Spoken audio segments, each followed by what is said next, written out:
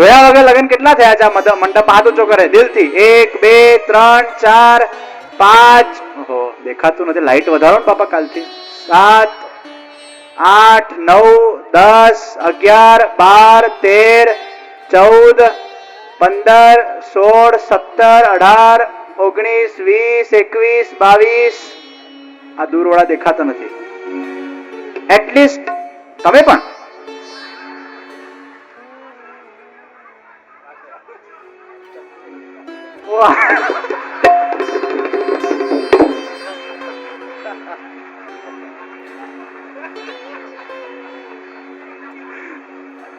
ઓછામાં ઓછા એવરેજ આ મંડપમાં 50 લોકો જોયા વગર લગ્ન કર્યા છે.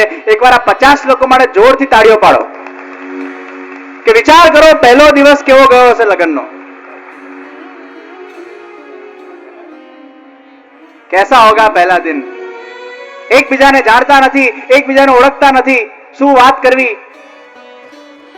કેવા 50 લોકો એ લોકો જાણે કઈ રીતે.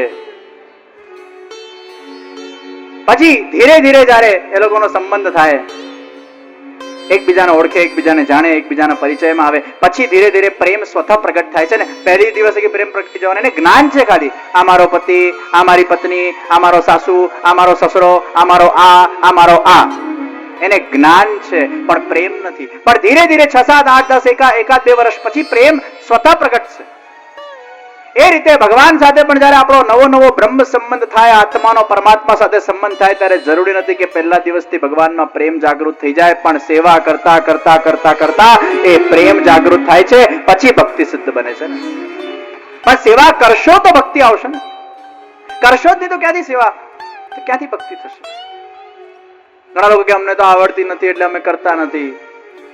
સ્કૂલમાં છોકરો ભણવા જાય ને તમે એમ કહો કે છોકરાને તો ભણવાનું ફાવતું નથી એટલે ભણતો નથી. એમાં કેવા સ્ટ્રિક્ટ રહીએ છે. ના, ભણવું જ પડશે. આવડે કે ના આવડે ભણ, આવડે કે ના આવડે ભક્તિ કર. એકવાર એક માણસ તરવા ગયો અને જ્યાં તરવા ગયો ને એક ભાઈ એને જોરથી ધક્કો માર્યો. પડ્યો. હવે તરવાનું આવડતું નથી. કાનમાં પાણી, નાકમાં પાણી, ખૂ ખૂ ખૂ ખૂ કરતો બહાર નીકળ્યો અને પેલા તરાવા વાળાને બોલ્યો, ભગવાનના સોગંદ, જ્યાં સુધી મને બરાબર તરતા નહીં આવડે પાણીમાં પગ નહીં મૂકું. તરાવા વાળો કે છે તો તરસે ક્યાં? બિસ્તરમાં તરસે, હવાઈ જહાજમાં તરસે. તારે જો તરવું હોય તો પાણીમાં ડૂબકી મારવી પડશે. એમ ભક્તિ માર્ગના અંદર પણ ભક્તિ કરવી હોય તો ભક્તિ માર્ગમાં ડૂબકી મારવી પડશે. આવડે કે ના આવડે? એ ડૂબકી મારશો, છલાંગ મારશો, ઓટોમેટિક આવડી જશે. દુનિયાના અંદર અમુક વસ્તુઓ કે ભણીને નથી આવડતી, એ આવડીને ભણાઈ જાય છે. પ્રેમ ભણીને નથી થતો, એ થાય પછી ભણાય છે. પ્રેમના કેટલા પણ લેક્ચર્સ તમે સાંભળો, તમને પ્રેમ થાય. એ થાય ત્યારે અનુભવથી થાય ને. लेक्चरों से प्रेम नहीं होता है, लेक्चरों से ज्ञान થાય. એ પ્રેક્ટિકલ એક્સપિરિયન્સ થી જ ભક્તિ થાય ને, તો જાગૃત થશે.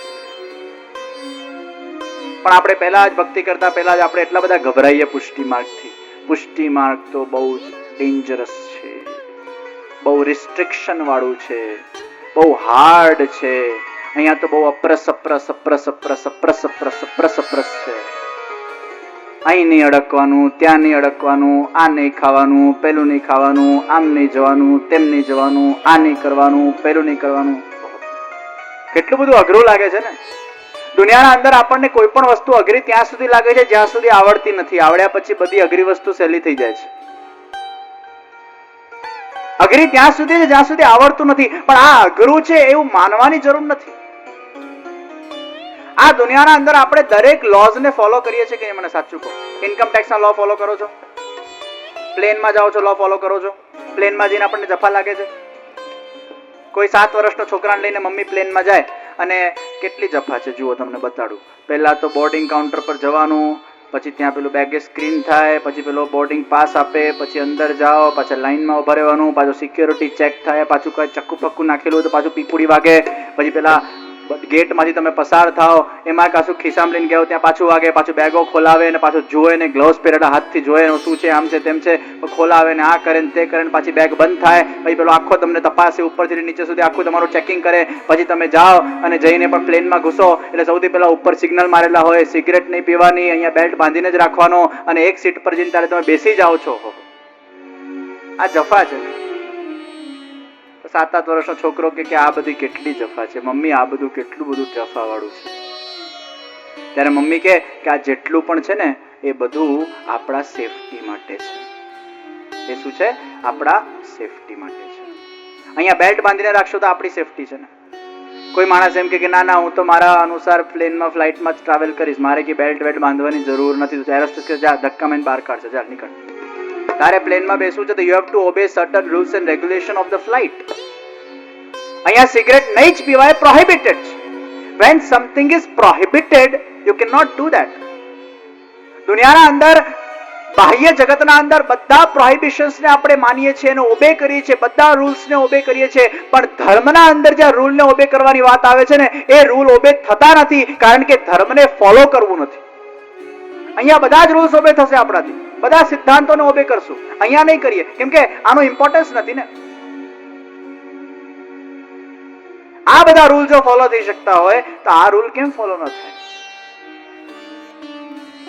સ્કૂલના અંદર છોકરો યુનિફોર્મ પહેર્યા વગર જાય અને એમ કે ના હું તો બહુ બુદ્ધિમાન છું, મને કઈ યુનિફોર્મની જરૂર નથી. તો બુદ્ધિમાની સાથે યુનિફોર્મનો સંબંધ નથી. Uniform is the discipline of the school and if you don't wear the uniform એ તમને કાઢી મૂકશે સ્કૂલમાંથી, પછી ના ભણતા. તમે કેટલા બુદ્ધિશાળી છો યુનિફોર્મથી નક્કી નથી થતું, પણ તમારું ડિસિપ્લિન એનાથી નક્કી થાય છે. મંગળસૂત્ર પહેરે અને પતિ માટે વધારે પ્રેમ, મંગળસૂત્ર કાઢે અને ઓછો પ્રેમ, એવું થોડું છે?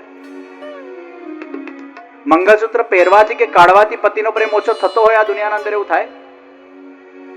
પહેરવું એ ડિસિપ્લિન છે, એક વ્યવસ્થા છે, એક સમાજની એક વ્યવસ્થા છે. એને આપણે ઓબે કરતા હોઈએ છીએ બાહ્ય જગતના અંદર બધા રૂલ્સ ને, પણ ધર્મના અંદર છે ને આપણે નેગેટિવ દ્રષ્ટિથી ધર્મને જોઈએ છે ને એટલે ફોલો કરી શકતા નથી, કારણ કે આપણને એનું ઇમ્પોર્ટન્સ નથી ખબર.